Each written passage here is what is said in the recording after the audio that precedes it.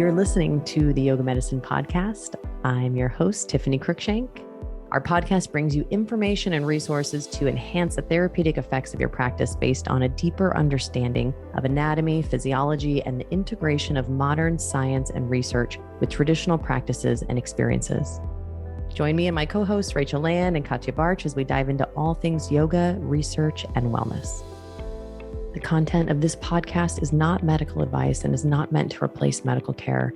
Please consult your healthcare provider to determine what is best for your unique healthcare needs.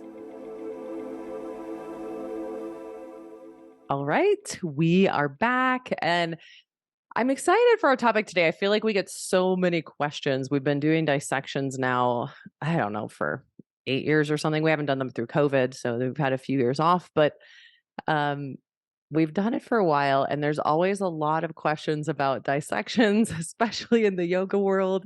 So I'm excited to talk a little bit about different types of dissections, why it's important, what you can learn from it, why you might want to do one or might not want to do one, how to prepare, and all of the little intricacies for those who are interested.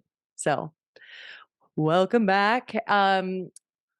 First off, I think one of the interesting things that we do get to learn that's really important that when we look at dissection is just really being able to have that kinesthetic learning of experiencing it. I think for me, being able to be there, touch the tissues, and also touch them in a very real way, which we'll talk about the different types of embalming, is such an interesting experience.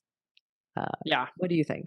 I think so too. It's like getting that 3D experience is the one thing.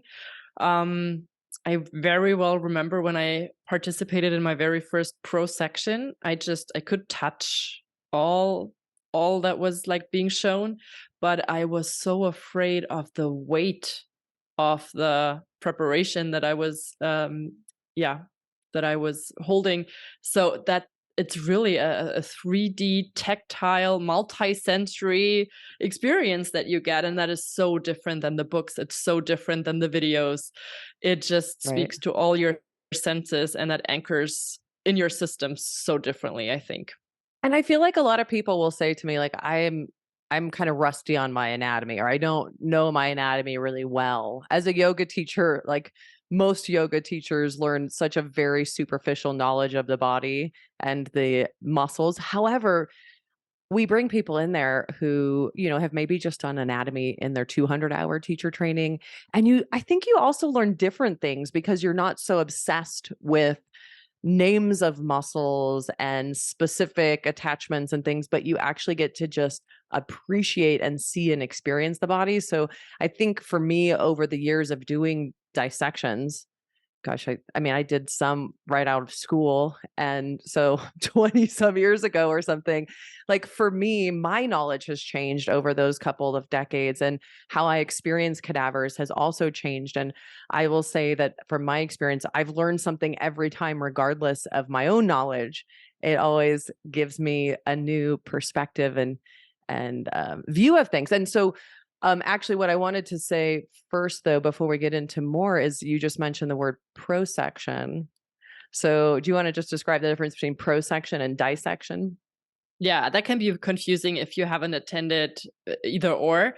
So in a prosection, you go to typically an anatomy lab, and then a professional dissector, an anatomist, has already prepared specific body parts or specific body regions. So they did basically all the cutting already and have made sure that you see the stuff of interest. And then what you get to do is you get to look at it. You are getting kind of like a tutorial. They show you what you see. And then sometimes you can also touch the preparation. You can take it in your hands, maybe lift it up to look at it from all sides, but you don't get to do the actual cutting, so to say. And in a dissection, you are preparing the specimen, the body donor, the anatomy parts yourself. So you get a scalpel in your hand and you are being led by a professional through that process.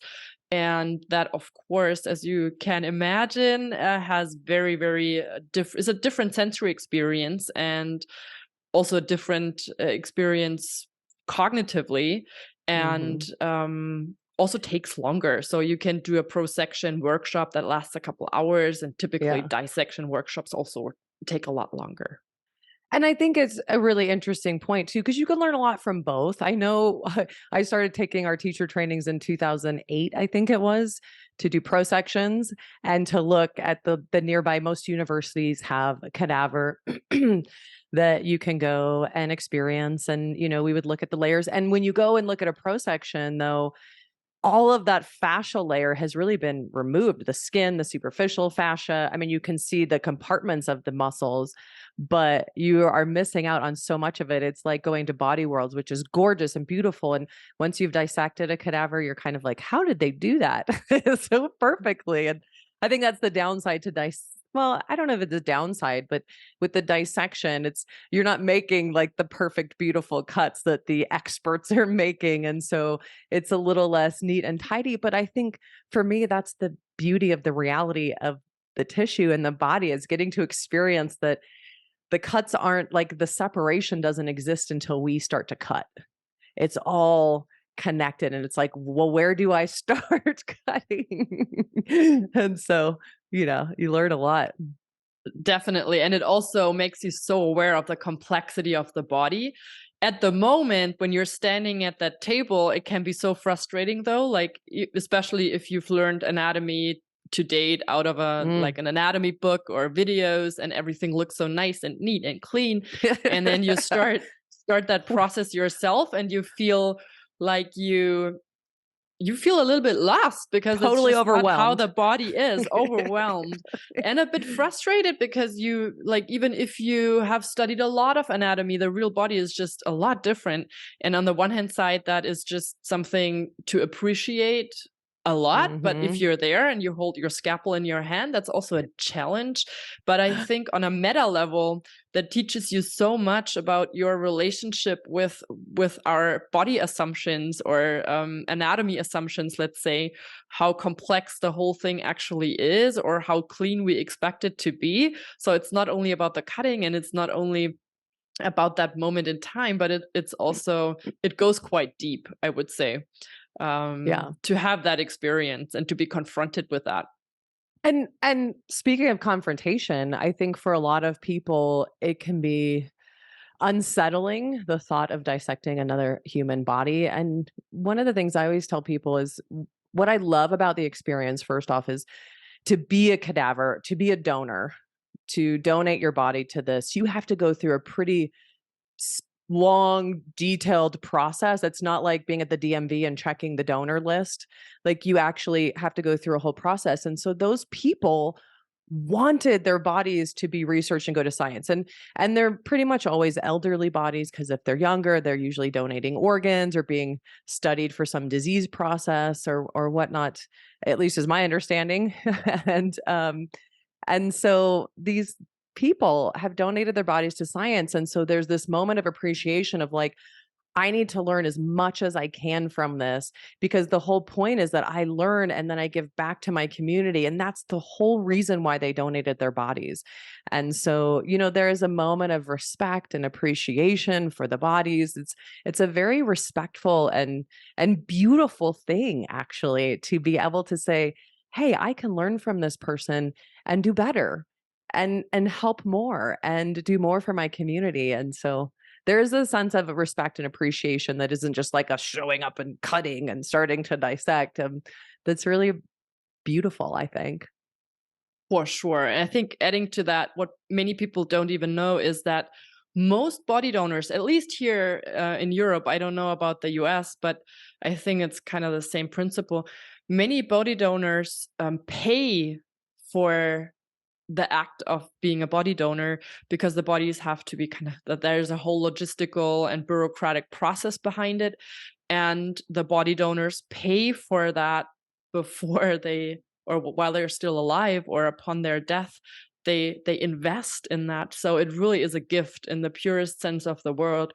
And to me, basically all of the prosections and dissections I have attended, there is that space and that room for gratitude towards the donor, and especially if you do so, as I have experienced it, if you get to work with a body for, let's say, a whole week or a couple of days, there's typically also, yeah, that space is being intentionally put into that week or into those days where you actually say thank you to that body or take Mm, a moment to appreciate that. And yeah, yeah. those moments can be really emotional, and they really, Yes.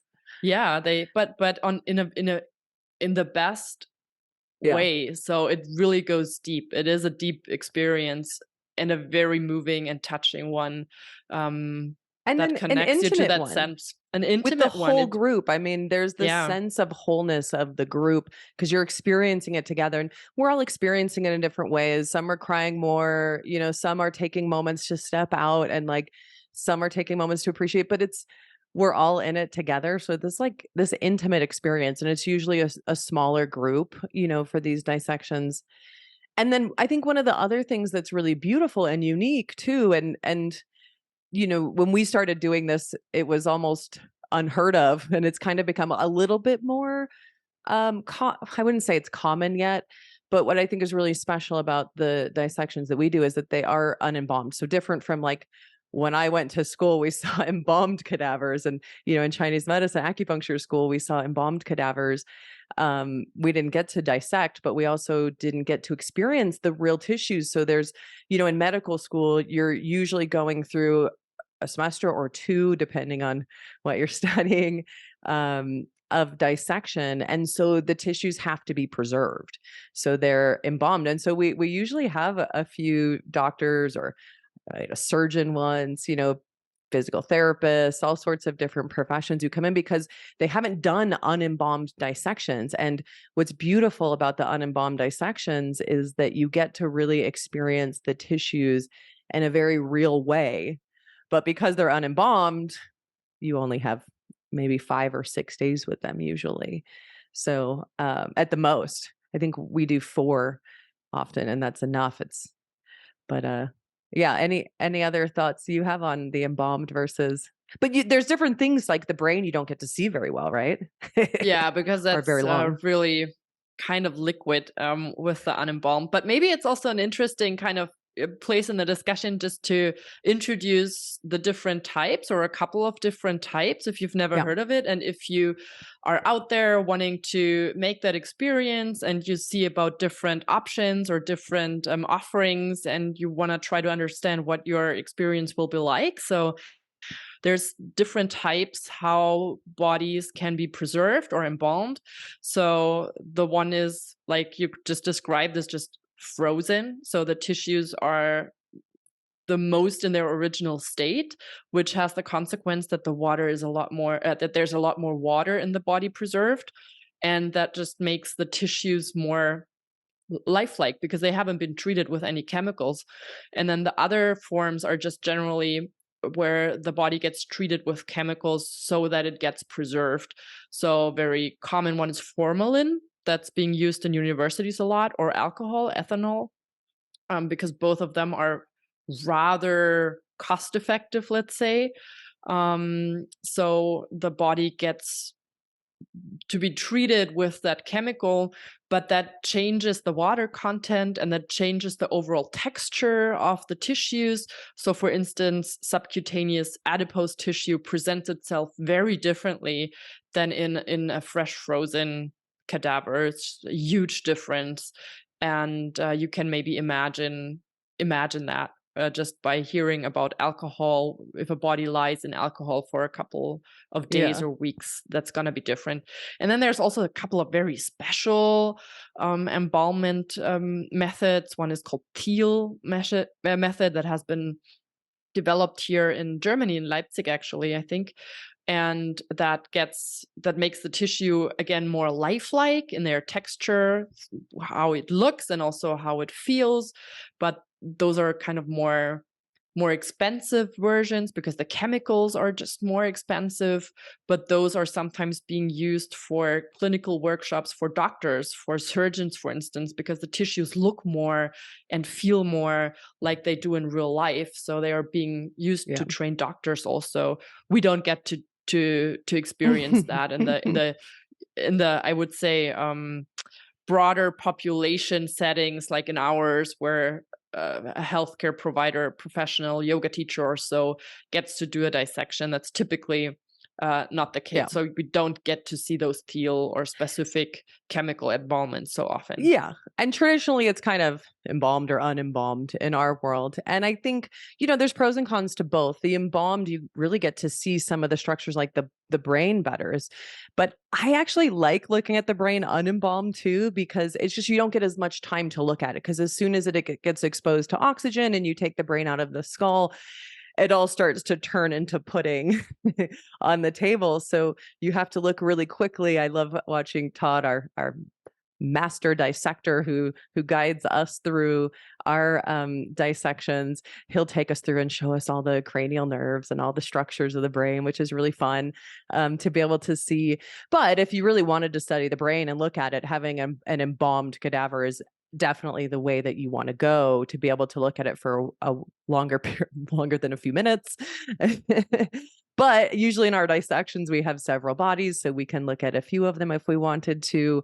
What's beautiful is it's kind of up to you. In our dissections, we have 4 days, and the first day is usually, we're looking at the more superficial tissues and experiencing the superficial fascia and structures. And then the second day, we're really getting more into the muscular structure. And, it really depends. Again, it's an intimate group, what we want to focus on. Some people come in with very specific things they want to look at and see. And a lot of it is similar things, and we get to all those layers. But sometimes someone might take a little longer looking at one area or part of the body. We can look at a little bit of motion even between the tissues. After you start dissecting, you can move the limbs around and be able to see how the tissues interact a little bit. Of course, as you start to remove things, that obviously changes things. I remember one year having a body who, again, was in the 90s, usually 80s or 90s, and we couldn't bend his knee more than maybe 20 degrees. And it was significant. And as soon as we cut the skin layer, which the superficial fascia is connected to the skin, he had full motion back. Poor guy. I was just kept thinking, like, he probably didn't even need a lot of body work. Maybe it could have been really easy. And I don't know if I mean, my dad's 87 now, and I understand, like, he won't really let anyone touch him. It's a generational thing. But I felt like, oh, maybe that could have been easy. And we can speculate. There's so much we don't know. We make up these stories because we don't get backgrounds on the bodies, but it's fun to be the detective and be able to look. So then the third day, I got off topic, but the third day we look more at the deeper structures, deeper muscles. We start to get into the abdominal contents and organs, and maybe the brain. And then on day 4, we dig even deeper and start to look at discs and vertebra and joints, and usually see some joint replacements and maybe even different models of joint replacements.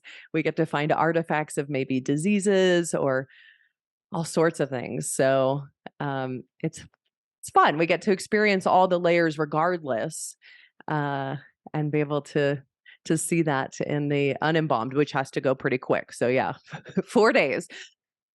But they're Yeah. long days, as at the end of the day, you're standing, and so you're tired. For me, 4 days is perfect. Yeah, it's long days. Just wanted to add to what you just said. I think that hypothesizing about certain things, maybe you see a scar superficially and then you get to see the joint a couple of days later, that just takes you so deep into that learning process and the conversations you have around those hypotheses with the people you're working together also. And you initially said, maybe it's not so much about what is this muscle called and what is that muscle called, but that process takes you so deep into the exploration mode that you also automatically learn so much language and anatomical clinical language, because then maybe Todd comes along and points out something, and it's just it's just we go down layer by layer in the dissection, but your experience kind of layers up day by day, and that's just yeah, just a beautiful experience. But also, it's long days, and it's really Yeah. it's exhausting physically. You hold the scalpel, and you hold all the instruments in a very in a way you're not used to. So I typically am just also I'm very tired, and also I'm Hmm. physically exhausted after those days. Yeah. And, you know, I think it too, for people who love anatomy, it brings this sense of reality to what we do. Because as you said before, we kind of see these pictures in anatomy books and we study the origin, insertion, and actions, but it's really more complicated than that. The body is so incredible and mind-blowing, and you really get to see it as this interactive whole, that there really is no separation between the things that like until you start to make it. But there clearly are different connections, stronger connections and weaker connections. And it's really interesting, I think, to there's a place clearly for learning anatomy and, you know, often starting there, although some people will come and do the dissection before they really have their anatomy laid down. I think there's a place for that, the textbook learning. But when you come and do the dissection, it almost just explodes your whole understanding of the body when you see like how beautifully orchestrated and connected it all is. So as far as preparations, way things to think about, I think if you do end up doing a dissection, I think we'll end with some preparations and any other kind of final notes on that. One is, I think, on that length, the reminder that you're going to be tired. Like, one, don't plan a lot of extra things. I think a lot of people travel to do our dissections, and they're planning to do all these things after at 5 o'clock afterwards. And I know from experience now that it's basically eating vegetarian food. Because if you're a meat eater, you won't want to eat meat after that. Eating some vegetarian food and taking a bath or a shower and getting a good night's sleep, wearing comfortable shoes that you don't care about getting potentially dirty, wearing things that maybe you don't care about wearing. I know I have like cadaver clothes, Me taking too. essential oils for the smell. And this is a great thing. Like the unembalmed cadavers are much less smell, like the smell is much more palatable until the end of the 4 days. It gets a little worse, but even the end of the 4 days compared to an embalmed cadaver, that smell like never goes away on your tissues, on your, sorry, on your clothes. It never goes away. It's hard to get out of your clothes. It's pretty awful. So at least the smell isn't as bad, but still, like if you bring essential oil, bring one that you don't like, because I know for me, I have essential oils that I can never use. One in particular, because it will always remind me of cadavers. I made that mistake when I went to my first dissection. So I took not my absolute favorite, but one that's pretty close. And anytime I have that back, it always takes me right back. Right? I Yes. know. Luckily, mine was a blend. It was a doTERRA. It has lavender in it. I can't remember the name. I think it's like Serenity something. It's purple. I know I keep the bottle for cadavers only now. So luckily, I can still do all of the individual smells. It's just that blend for me that I can't do. I lost But orange. I loved orange, but orange is gone. uh, so Well, just being aware of that. But bringing some like little self-care things. I think just keeping in mind that you will be really tired at the end of the day, and so not planning too much and finding ways to take care of yourself, whether that's with some like hot tea or some nourishing food afterwards, or just a really good night's sleep. I think it's also helpful sometimes to bring ideas, if especially if you have specific things. If you're just overwhelmed and just excited for the whole thing, you don't need to do anything. You don't need to really do much to prepare. Although sometimes it might be nice to brush up on your anatomy if you want to before you come. Um, but if you have specific interests, sometimes bring a little list. Like I really love showing the lungs breathing. We can blow air into the lungs and you can see them inflate. And depending on how you dissect it, you can see the movement of the diaphragm. If you leave the diaphragm in place, you can see the movement of the lungs if you take the diaphragm away. So you can see that lung tissue expand. You can leave the heart in place and see the lungs hug the heart. or you can take the heart out. I mean, there's so many different ways to dissect. It's just a matter of what you really want to see, and there's no way you can see it all. So being okay with that. I mean, you're going to see the whole body, but there's always more to learn from a dissection. So Yeah, and if you're the type who feels like you want to prep a bit more specifically, or you feel like it would help you to look into your anatomy beforehand, which you don't have to do, I always recommend to use either videos. There's a ton of dissection videos online, and they give you a bit more of an idea what the tissues look like. So you are maybe a bit prepared for that. And then also sometimes they're a bit more extensive and you get an idea of the whole process. I also sometimes think that's a nice idea, that you just get an idea what's actually happening and how it's happening. Or also one of my favorites, just generally, not even related to dissections, look into an anatomy book that is illustrating pictures, photos of dissected bodies, and not the painted or drawn yeah. ideal world scenarios. So that will also help you get situated a bit. And then I know that in some offerings they encourage you to bring your own anatomy book, but make sure that if you want to bring it into Yeah. the dissection room, they typically have anatomy books in the dissection room, so you can always look things up. But if you wanted specifically to bring yours, there is quite a high chance that you will not want to bring it back, or that it at least will Yes. have a state, or it will be changed. And I don't think say. Todd even allows anything okay. into the room. He has so many of those. So in our dissections, Yeah. you don't need to bring any of that. And I feel like you can Google, they're so heavy. You can Google them. I love that. Yeah. And again, you don't need to do any of this, but just some ideas for those who like to be prepared. I mean, you really don't need to be prepared. You're not going to ever be prepared for the experience. So you need to kind of, I think there's a surrender of like, I'm just going to go and take what I can, as much as I can. And one thing I really like is taking notes. Like, again, we don't usually allow anything in the lab. So you'll usually step out to take I think maybe he allows paper, but I usually make notes in my phone. So I step out into the lockers and type up things so I don't forget, because there's so many things that you learn. And I have so many notes from dissections that, I couldn't remember all of it. So, or at the end of the day when you're in your hotel room, you can take some notes. And I think that's really helpful as well. And, is if you don't have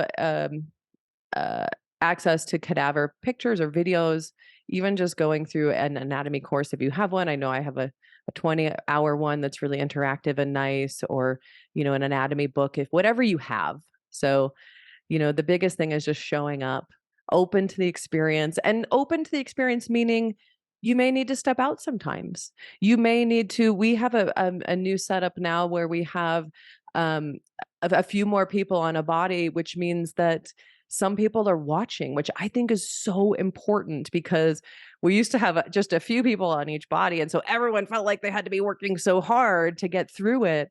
And now you can actually step back and go and visit other bodies, because we've got several, which is such a privilege to be able to see several in comparison to each other. So don't forget to step back and look and view what other people are doing. Usually we've got like a bunch of people around a body doing different areas. Go look at other bodies, get perspective, take notes, and just enjoy and respect the process. Yes, and the process it is. And one tiny thing, maybe, if today you make the decision you want to attend a dissection and you want to come to Todd's lab, maybe even today start, like if you're journaling, for instance, start reflecting that process of how you experience that, making that decision, then building up maybe the excitement to come there. And then also at night, even though you probably won't do a lot, but maybe journaling a little bit about the experience, not only about the anatomical structures you get to see, but also how you experience that as a human being, to be so close and to be so conscious about death, basically. And then afterwards, maybe a couple weeks later, you come back to a couple of things that you've noticed, and that can be really illuminating. Just you don't typically you don't have that opportunity so many times in your life, and it can really make an impact and really have a lot of insights. So the whole Mm, process from the moment when you decide you do that decision process all the way throughout the end, I think is also a beautiful opportunity for self-reflection and for learning. I love that. That was so well said. And it's true. It's like you really get to touch the impermanence of our lives when you are in that cadaver lab. So I think there's so many takeaways besides just the anatomical and looking at the layers that we really, I feel like in yoga we often, especially yoga teacher trainings, it's often that superficial layer we look at, and going into the deeper layers and the organs and the joints and the bones, and seeing anatomical differences, bony differences from one person to another, but also just this shared experience, as well as this glimpse of impermanence and how we now relate to and connect to life and death and how we experience it. And also, I think when I go home at night, I usually do a little practice, but it's not what you might think. It's very, very simple, and it might just be a few poses or 15-30 minutes, but it's different. Like, I feel my body in a very different way. And I don't know. For me, I don't even know that I can put words to it, but it has been very informative to my own practice and my own teaching. And I know when I come out of cadaver labs, I always have all this inspiration for ideas for teaching. And so there's so many takeaways, I find, if you're drawn to it. If not, I mean, you can learn so much about the body and never do a dissection. And if you're not drawn to it, totally fine. But if you are, so much to learn, so much. Any final notes, Katja, you have? Any last words of I felt advice? like I feel like what you just said, and also what I just said before, just sums it up. It's a whole process, and it's just a very, very exciting opportunity to learn. But don't, like, if it's not for you, that's okay as well. There's other opportunities too. But I personally, I love it. It's just a very, even hard to put it into words. Like you said, it speaks to Yeah. so many senses, and it feels like a very complete way of learning and experiencing, and I can only Mm. recommend it if that's okay with you and if you're drawn to that. Yeah. Yes. And I think the last thing I'll say too, and I've mentioned this already, but I just feel like so many people, when they get ready to go to a dissection, we almost overthink it. And so I think one of the most important things, do what you want to prepare, or nothing. You'll need to bring some specific clothes and things. Usually we have a list for people. But most of all, I think, is surrender to the process. You're going to learn a lot. Come open, come, ready, and also ready to take care of yourself at night. But I think just surrendering and allowing the experience to be what it is pretty amazing as well. There's no way around it. You're going to learn a ton. Oh, thank you. I'm excited for our next dissection coming up soon. We've got a dissection, and we do them every year. We do it once a year usually. I know there's a couple other people who offer them. One of the things that we do specifically is really connecting it into the yoga. So I'm not a master dissector like Todd. He guides us through the dissection, and I bring some of the yoga insights and having conversations and asking questions and theories about what it might mean to a yoga practice, to a therapeutic practice. And so it's fun to have. We usually have some healthcare providers in there as well, and obviously some yoga teachers. And it's just a great time for conversation, and really tying it into the yoga practice specifically. So check it out if you're interested. If you miss it, we've got another one next year. And I hope this was a helpful, informative chat. Thank you, Katja. Thanks for having me.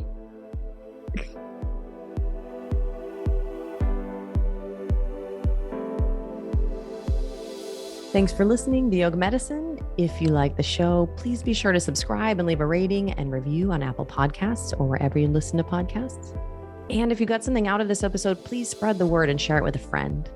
You can find more information, articles, trainings, and classes at yogamedicine.com, or check us out on social media as Yoga Medicine. You can also email us at info@yogamedicine.com.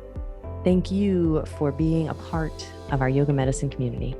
We look forward to seeing you again. The content of this podcast is not medical advice and is not meant to replace medical care. Please consult your healthcare provider to determine what is best for your unique healthcare needs.